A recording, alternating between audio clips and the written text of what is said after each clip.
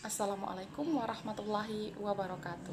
Good morning, ma'am and prof, and good morning, friends. We respect ma'am and prof and beloved friends. We are from group 5. The first, let us give thanks for the presence of Allah Subhanahu wa Ta'ala.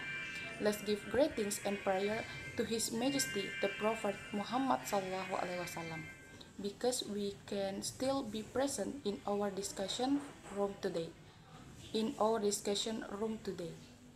Thank you for the opportunity. So today, let's introduce our member from Group 5. My name is Desirat Nasari as a moderator and first speaker, and Nur Huzaifa as second speaker, and Dini Marviani the third speaker. So, we will start our presentation about perkembangan sosial. Let's check it out and enjoy your watching. Oke, jadi yang pertama adalah latar belakang, yaitu perkembangan. Perkembangan adalah bertambah kemampuan atau skill dalam struktur dan fungsi tubuh yang lebih kompleks dalam pola teratur dan dapat diramalkan sebagai hasil proses pematangan. Perkembangan berarti perubahan secara kualitatif. Berkembang merupakan salah satu perubahan organisme ke arah kedewasaan dan biasanya tidak bisa diukur oleh alat ukur. Contohnya, pematangan sel ovum dan sperma atau pematangan hormon-hormon dalam tubuh. Dan yang kedua adalah pengertian perkembangan sosial. Perkembangan sosial merupakan kematangan yang dicapai dalam hubungan sosial. Perkembangan sosial dapat pula diartikan sebagai proses pelajar untuk menyesuaikan diri terhadap norma-norma kelompok, moral, dan tradisi, serta meleburkan diri menjadi satu kesatuan dan saling berkomunikasi dan kerjasama. Manusia dilahirkan dalam keadaan belum memiliki kemampuan dalam berinteraksi dengan orang lain. Kemampuan sosial anak diperoleh dari berbagai kesempatan dan pengalaman bergaul dengan orang-orang di lingkungannya. Kebutuhan berinteraksi dengan orang lain telah muncul sejak usia 6 bulan. Saat itu, anak telah mampu mengenal manusia lain, terutama ibu dan anggota keluarganya. Namun, mulai mampu membedakan arti senyum dan perilaku sosial lain seperti marah atau tidak senang mendengar suara keras dan kasih sayang. Dan tidak dapat dipungkiri bahwa manusia adalah makhluk sosial yang tidak akan mampu hidup sendiri. Mereka butuh interaksi dengan manusia lainnya, dan interaksi sosial merupakan kebutuhan kodrati yang dimiliki oleh manusia. Dan yang ketiga adalah bentuk-bentuk tingkah laku sosial. Tingkah laku ini terjadi sebagai reaksi terhadap penerapan disiplin atau tuntutan orang tua atau lingkungan yang tidak sesuai dengan keinginan anak. Tingkah laku ini mulai muncul pada usia 18 bulan dan mencapai puncaknya pada usia 3 tahun dan mulai menurun pada usia 4 hingga 6 tahun. Orang tua biasanya tidak memandang hal itu sebagai pertanda mereka anak yang nakal, keras kepala, atau sebutan negatif lainnya. Sebaliknya, orang tua memahami perkembangan sebagai proses perkembangan anak dari sikap serba bergantung, depend, menuju ke arah sikap bebas atau independen dari ketergantungan secara penuh kepada orang tua atau orang dewasa lain di sekitarnya. Dan anak mulai usia 2 tahun mulai menunjukkan sikap membangkang. Misalnya anak tidak mau dipakaikan baju, dia hanya ingin memakainya sendiri. Dan yang kedua yaitu agresi atau aggression. Agresi adalah perilaku menyerang balik secara fisik atau nonverbal maupun kata-kata verbal. Agresi merupakan salah satu bentuk reaksi terhadap rasa frustasi atau rasa kecewa karena tidak terpenuhi kebutuhan atau keinginannya. Biasanya, bentuk ini diwujudkan dengan menyerang seperti mencubit, menggigit, menendang, dan lain sebagainya. Sebaiknya orang tua berusaha mengurangi agresivitas anak dengan cara mengalihkan perhatian atau keinginan anak. Jika orang tua menghukum anak yang agresif, maka agresivitas anak akan semakin meningkat. Yang ketiga yaitu berselisih atau clashing. Sikap ini terjadi jika anak merasa tersinggung atau terganggu oleh sikap atau perilaku anak lain. Anak-anak selalu berselisih pendapat tentang suatu masalah. Misalnya, mereka berselisih dalam peraturan permainan yang sedang mereka mainkan.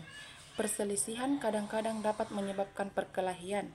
Oleh karena itu, orang lain harus menjadi penengah yang adil dalam perselisihan anak dan tidak bersikap membela anak atau menyalahkan anak. Orang tua atau guru harus melihat perselisihan tersebut dari perspektif anak dengan mendengarkan anak, menjelaskan penyebabnya. Cara ini akan membantu anak mengenali perasaannya masing-masing dan membantu anak mengakui kesalahannya. Kemudian yang keempat yaitu simpati. Simpati merupakan sikap emosional yang mendorong individu untuk menaruh perhatian terhadap orang lain maupun mendekati atau bekerja sama dengan dirinya. Mereka rela berbagi apa yang mereka miliki. Yang kelima yaitu persaingan atau rivalry. Persaingan adalah keinginan untuk melebihi orang lain dan selalu didorong oleh orang lain. Sikap ini mulai terlihat pada usia 4 tahun, yaitu persaingan prestis, atau pada usia 6 tahun, semangat bersaing ini akan semakin baik. Persaingan berdampak positif jika masih dalam intensitas normal.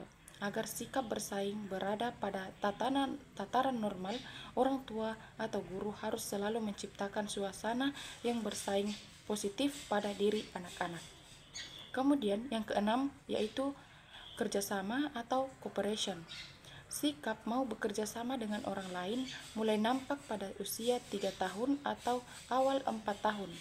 Pada usia 6 hingga 7 tahun, sikap ini semakin berkembang dengan baik. Sikap dapat dikembangkan melalui kegiatan bermain bersama. Belajar berkelompok dapat membantu anak mengembangkan sikap bekerja sama. Mereka akan terbiasa melakukan sesuatu dalam tim, sehingga mereka dapat merasakan ringan dan mudahnya sebuah pekerjaan jika dilakukan bersama-sama. Kemudian yang ketujuh, tingkah laku berkuasa atau excellent behavior. Tingkah laku untuk menguasai situasi sosial, mendominasi atau bersikap bos. Wujud dari sikap tingkah laku untuk menguasai situasi sosial ini adalah memaksa, meminta, menyuruh, mengancam, dan sebagainya. Tingkah laku berkuasa pada anak-anak selalu menimbulkan perselisihan antar anak. Anak-anak yang bersifat bos dijauhi teman-temannya atau hanya ditemani karena takut dengan kejahatannya. Tingkah laku berkuasa dapat dikontrol dengan memberikan kesempatan kepada tiap anak dalam pembelajaran secara bergantian atau mengganti anak menjadi ketua dan anggota dalam kelasnya. Kemudian yang kedelapan yaitu mementingkan diri sendiri atau self-fitness. Sikap mementingkan diri sendiri ini atau sikap egosentris dalam memenuhi interest atau keinginannya sendiri pada anak-anak. Pada anak-anak menyukai hal-hal yang menguntungkan dirinya. Mereka melakukan sesuatu hal yang dapat menyenangkan dirinya meskipun hal itu kadang-kadang bertentangan dengan kepentingan atau bahkan merugikan orang lain. Seorang anak yang menginginkan mainan temannya terkadang langsung merebut mainan tersebut tanpa meminjam atau memintanya. Orang tua atau guru harus mengajarkan kepada anak-anak batasan apa saja dalam permainan. Kepemilikan atau kepentingan diri dan kepemilikan atau kepentingan orang lain adalah merupakan penanaman batasan-batasan ini dapat dilakukan guru atau orang tua melalui permainan, cerita, atau nasihat. And this is explanation from me, and the next speaker is Nur Huzaifa. Nur Huzaifa, time is yours. Thank you, moderator. I will continue the material about teori perkembangan psikososial. Teori perkembangan psikososial digagas oleh Erik Erikson yang lahir di Frankfurt pada tanggal 15 Juni 1902 dan wafat pada tahun 12 Mei 1994 di Harwich. Dalam teori Erikson, 8 tahap perkembangan yang dilalui manusia dalam siklus kehidupan, Phase dan Phase 2006. Masing-masing tahap terdiri dari tugas perkembangan yang khas yang menghadapkan individu dengan suatu krisis yang dihadapi. Krisis bukanlah suatu bencana, tetapi suatu titik balik peningkatan kerentanan dan peningkatan potensi sosial. Semakin berhasil individu mengatasi krisis, akan semakin sehat perkembangan sosialnya. Tahapan perkembangan psikososial menurut Erik Erikson dapat digambarkan sebagai berikut. Pertama, trust versus mistrust atau percaya versus tidak percaya yang terjadi sejak lahir sampai 1 tahun. Trust merupakan sikap dasar psikososial yang dipelajari bayi ketika mereka dapat mempercayai lingkungannya. Timbulnya trust atau percaya berasal dari pengalaman yang terus-menerus dan berkesinambungan yang menimbulkan kepuasan dalam pemenuhan kebutuhan dasar bayi oleh orang tuanya.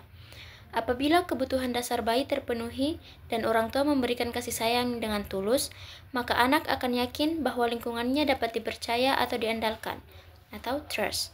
Sebaliknya, apabila pengasuhan yang diberikan kepada anak tidak memenuhi kebutuhan dasar yang diperlukan, tidak konsisten atau negatif, maka anak akan bersikap cemas dan mencurigai lingkungannya atau mistrust. Yang kedua, autonomy versus shame and doubt, atau otonomi versus malu atau ragu-ragu yang terjadi antara usia 2-3 tahun. Jika anak telah memiliki sikap trust atau mistrust terhadap orang tuanya, maka anak akan mencapai derajat kemandirian tertentu. Apabila seorang toddler atau anak usia 1,6-3 tahun mendapat kesempatan dan memperoleh dorongan untuk melakukan keinginannya sesuai dengan tempo dan caranya sendiri, dengan bantuan supervisi dari orang tua dan guru yang bijaksana, maka anak akan mengembangkan kesadaran kemandirian atau autonomi.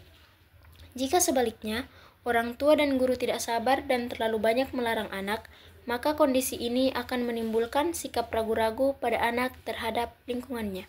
Maka dari itu, orang tua sebisa mungkin menghindari sikap mempermalukan anak-anak apabila anak melakukan tingkah laku yang tidak disetujui atau orang tua. Rasa dipermalukan biasanya akan menimbulkan perasaan ragu atau doubt pada kemampuan dirinya.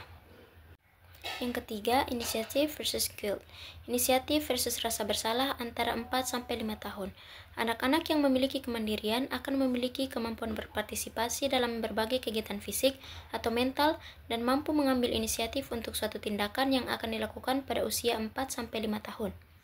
Sikap inisiatif akan berkembang baik jika anak usia 4-5 tahun diberi kebebasan untuk menjelajahi dan bereksperimen dalam lingkungannya. Orang tua dan guru yang bijaksana akan memberikan waktu untuk anak mempertanyakan hal-hal yang belum dipahami dan menjawab pertanyaan anak. Kondisi ini akan mendorong anak lebih berani mengambil inisiatif dalam menghadapi masalah yang ada di sekitarnya. Sebaliknya, anak yang selalu dihalangi keinginannya untuk melakukan eksplorasi dan bertanya karena orang tua atau guru menganggap penjelajahan atau pertanyaan dikemukakan anak kurang atau tidak bermanfaat, maka anak akan selalu merasa bersalah atau guilt. Yang keempat, industry versus inferiority. Industri versus inferior, usia 6-11 tahun. Anak-anak yang penuh inisiatif ketika mereka memasuki sekolah dasar akan mengarahkan energinya pada penguasaan pengetahuan dan keterampilan intelektual. Mereka tertarik pada bagaimana sesuatu diciptakan dan bagaimana sesuatu bekerja. Anak-anak yang melewati fase ini dengan baik akan mendapatkan keyakinan bahwa mereka mampu menguasai masalah yang mereka hadapi atau sense of mastery. Sikap orang tua dan guru yang acuh terhadap keinginan anak untuk menciptakan sebuah penemuan baru dapat menyebabkan anak merasa rendah diri dan bersalah atau inferiority. Yang kelima, ada ego identity versus role confusion atau identitas diri versus kekecewaan peran, usia 12-18 atau 20 tahun. Pada tahap ini, remaja atau individu dihadapkan pada pertanyaan yang berkaitan dengan identitas kediriannya atau ego identity. Seorang remaja menggunakan kemampuan berpikir hipotetiknya untuk mencari jawaban-jawaban yang berkaitan dengan identitas dirinya. Dengan kemampuan tersebut, dia akan menemukan pemecahan masalah yang berkaitan dengan lingkungan, masa depan, etika ideal, dan sebagainya. Di samping lingkungan rumah dan sekolah, faktor penting lainnya yang turut menemukan identitas diri ini adalah hadirnya role model di dalam masyarakat di mana kita hidup, yakni seseorang yang bisa dijadikan contoh. Kehadiran orang tua atau guru yang hebat menjadi sangat penting. Yang keenam, intimacy versus isolation atau keintiman versus pengasingan yang terjadi usia 18 atau 19-30 tahun. Orang-orang yang telah memiliki identitas diri akan memasuki fase keintiman hubungan dengan orang lain. Pada periode ini, individu termotivasi untuk berhasil melakukan hubungan sosial. Individu belajar membentuk keintiman dalam proses pembentukan identitas yang tetap dan berhasil. Jika keintiman tidak berkembang, individu akan mengalami isolasi. Ketidakmampuan melakukan hubungan sosial menyebabkan individu mengalami frustasi dan introspeksi diri untuk menemukan kesalahan. Introspeksi diri mengakibatkan depresi sehingga menghambat keinginan untuk bertindak atas inisiatifnya sendiri. Yang ketujuh, generativity versus stagnation atau perluasan versus stagnasi antara usia 20-50 tahun. Perluasan hubungan mencakup rencana-rencana orang dewasa atas apa yang mereka harapkan berguna membantu generasi muda mengembangkan dan mengarahkan kehidupannya. Orang-orang yang berhasil menjalin hubungan intim akan berpartisipasi terhadap kelangsungan hidup generasi selanjutnya. Orang-orang yang tidak mampu menjalin hubungan intim dengan orang lain pada usia sebelumnya akan mengalami kemandegan atau stagnasi dan tidak melakukan apa-apa untuk generasi berikutnya. Kemandegan atau stagnasi adalah tidak ada rasa peduli pada orang lain. Orang-orang yang mengalami stagnasi tidak lagi produktif untuk masyarakat karena mereka tidak bisa melihat hal lain selain hal-hal yang menguntungkan diri mereka. Contohnya, orang yang telah berusia setengah baya mulai menanyakan kemana impian mereka yang lalu, apa yang telah mereka lakukan, dan apakah hidup mereka ada artinya. Yang kedelapan, integrity versus despair atau integritas dan kekecewaan yang terjadi usia 60 tahun ke atas. Orang-orang yang mengalami generativity pada usia 50 tahunan akan mengalami integritas pada usia 60 tahunan. Kehidupan mereka akan menjadi lebih baik, menimbulkan rasa puas, dan akhirnya tercipta integritas. Menurut Erikson, orang-orang yang memiliki integritas tidak akan ketakutan dengan datangnya usia tua. Masa tua bahkan akan menjadi masa yang paling penting karena ini adalah masa terakhir di mana seseorang harus bersiap untuk meninggalkan dunia. Integritas diri adalah suatu rasa harga diri untuk tidak takut mati karena telah melalui hidup dengan baik. Tua bahkan menjadi sesuatu yang indah. Selanjutnya yaitu faktor-faktor yang mempengaruhi perkembangan sosial. Yang pertama yaitu keluarga. Keluarga merupakan lingkungan pertama yang memberikan pengaruh terhadap berbagai aspek perkembangan, termasuk perkembangan sosial. Kondisi dan tata cara kehidupan keluarga merupakan lingkungan yang kondusif bagi sosialisasi anak. Proses pendidikan yang bertujuan mengembangkan kepribadian lebih banyak ditentukan oleh keluarga, pola pergaulan, etika berinteraksi dengan orang lain banyak ditentukan oleh keluarga. Anak atau remaja yang berasal dari keluarga yang memiliki interaksi sosial yang baik akan tumbuh dengan perkembangan sosial yang baik. Mereka akan belajar bertoleransi dengan orang lain. Mereka mampu menjadi orang yang bisa menerima kelebihan dan kekurangan orang lain. Selanjutnya yaitu kematangan. Untuk dapat bersosialisasi dengan baik, diperlukan kematangan fisik dan psikis sehingga mampu mempertimbangkan proses sosial, memberi dan menerima nasihat orang lain, memerlukan kematangan intelektual dan emosional. Di samping itu, kematangan dalam berbahasa juga sangat menentukan. Yang ketiga yaitu status sosial ekonomi. Kehidupan sosial banyak dipengaruhi oleh kondisi sosial ekonomi keluarga dalam masyarakat. Perilaku anak akan banyak memperhatikan kondisi normatif yang telah ditanamkan oleh keluarganya. Yang keempat yaitu pendidikan. Pendidikan merupakan proses sosialisasi anak yang terarah. Hakikat pendidikan sebagai proses pengoperasian ilmu yang normatif. Anak memberikan warna kehidupan sosial anak di dalam masyarakat dan kehidupan mereka di masa yang akan datang. Yang kelima, kapasitas mental, meliputi emosi dan intelijensi. Kemampuan berpikir dapat banyak mempengaruhi banyak hal, seperti kemampuan belajar, memecahkan masalah, dan berbahasa. Perkembangan emosi berpengaruh sekali terhadap perkembangan sosial anak. Anak yang berkemampuan intelek tinggi akan berkemampuan berbahasa dengan baik. Oleh karena itu, jika perkembangan ketiganya seimbang, maka akan sangat menentukan keberhasilan perkembangan sosial anak. That's all explanation from me. Next, the third speaker is Dini Marviani. Dini, time is yours. Upaya mengembangkan sikap sosial peserta didik. Melaksanakan pembelajaran kooperatif. Pembelajaran kooperatif akan mengembangkan sikap kerjasama dan saling menghargai pada diri peserta didik. Pengembangan kooperatif akan mendorong peserta didik untuk menghargai kemampuan orang lain dan bersahabat dengan sikap orang lain. Adapun melaksanakan pembelajaran kolaboratif. Pembelajaran kolaboratif akan membantu mengembangkan sikap membantu dan berbagi dalam pembelajaran. Siswa yang lebih pintar bersedia membantu temannya yang belum memahami materi penjelasan yang sedang dibahas. Pembelajaran kolaboratif juga akan menumbuhkan sikap saling menyayangi di antara peserta didik. Upaya mengembangkan sikap sosial peserta didik dalam Al-Quran. Kebiasaan kooperatif dan kolaboratif akan membuat peserta didik merasa bersaudara dan tidak saling mengolok-olok.